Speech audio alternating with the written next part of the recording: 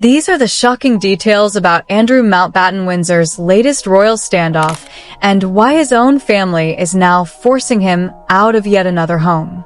What started as a temporary arrangement has turned into another embarrassing power struggle that's testing the patience of the entire royal family.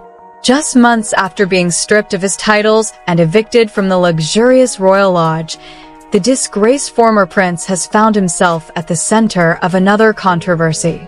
This time, he's refusing to leave Wood Farm, the modest cottage on the Sandringham estate that was supposed to be his temporary refuge while his permanent home gets renovated. Here's how we got to this point. On October 30th, 2025, King Charles finally pulled the trigger on what many saw as long overdue. He stripped his brother Andrew of every remaining title and honor, transforming him from Prince Andrew, Duke of York, into plain old Andrew Mountbatten-Windsor. The reason? Years of mounting pressure over his association with convicted sex offender Jeffrey Epstein had finally reached a breaking point.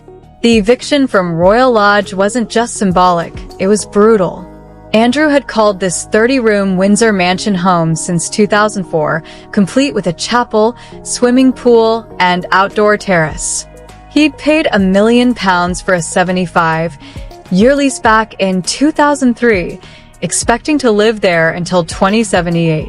But by January 2026, Palace insiders made it crystal clear that he had to be out by January 25th.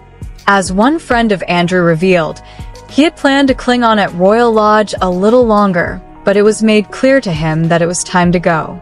The humiliation was so complete that Andrew chose to leave under the cover of darkness on February 4th, 2026. His staff was slashed from an impressive 28 people, including 4 chefs and 3 valets, down to just 3. The man who once commanded a small army of servants was reduced to the bare minimum. Wood Farm seemed like the perfect temporary solution. This 5-bedroom cottage, tucked away in a secluded part of the Sandringham estate, had special significance. It was where Prince Philip spent his retirement years. Philip had lovingly decorated the walls with his own artwork, redesigned the kitchen and bedrooms, and even tended to a truffle farm that produced its first successful crop of Perigord black truffles in 2018. It was meant to be a quiet retreat where Andrew could lay low while his permanent residence, Marsh Farm, underwent renovations. But here's where the story begins to take a rather familiar turn.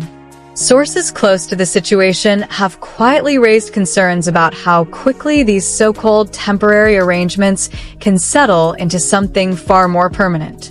There is a growing unease that once he becomes comfortable at Wood Farm while Marsh Farm is being completed, there may be no persuading him to leave.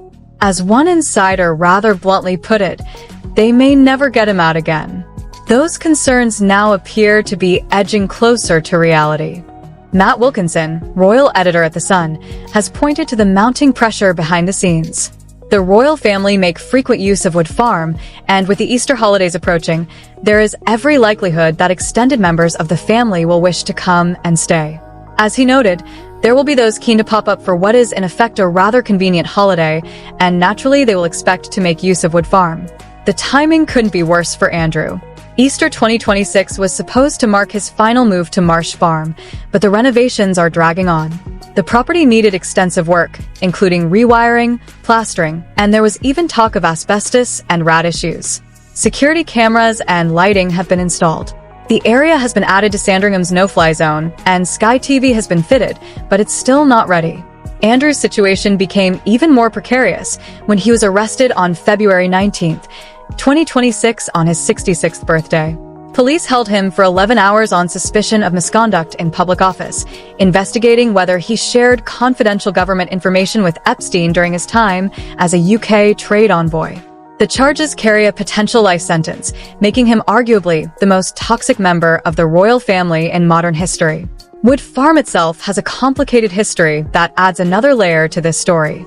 In the early 1900s, Prince John, King George V's youngest son, who suffered from epilepsy, was sent to live there when his condition worsened.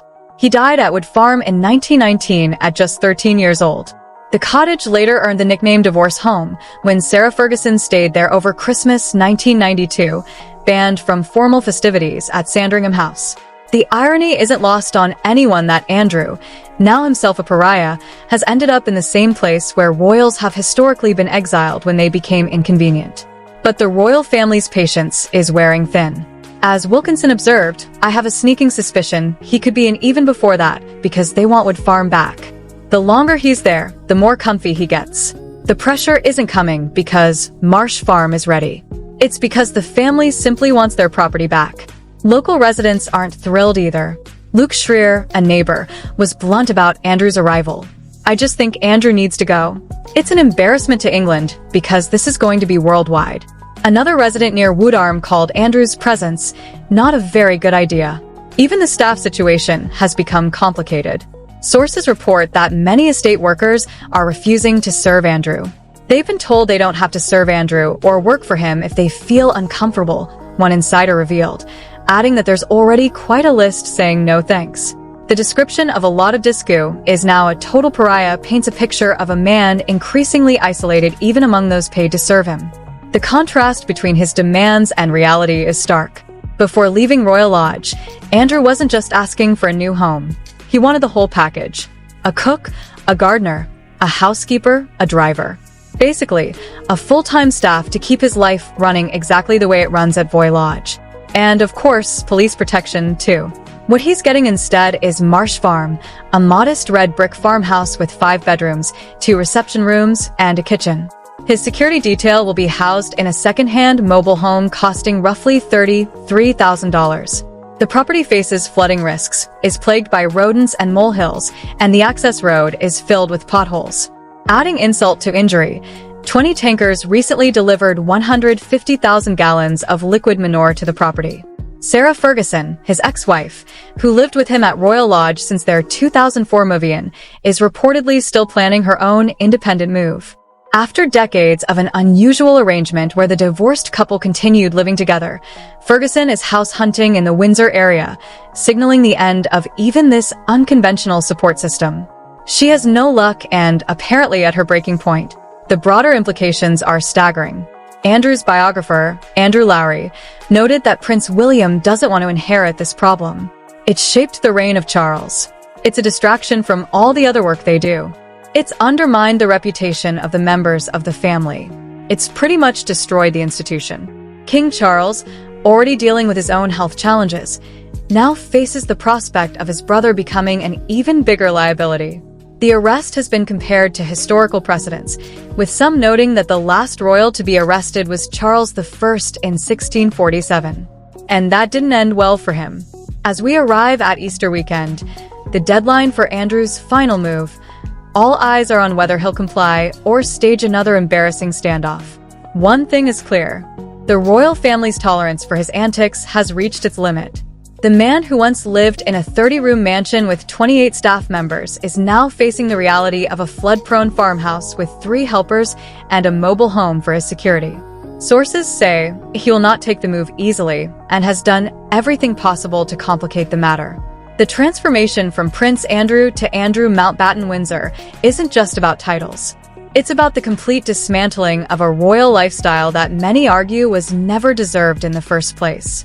And if his pattern of resistance continues, Wood Farm might not be his last stop on this journey of forced humility.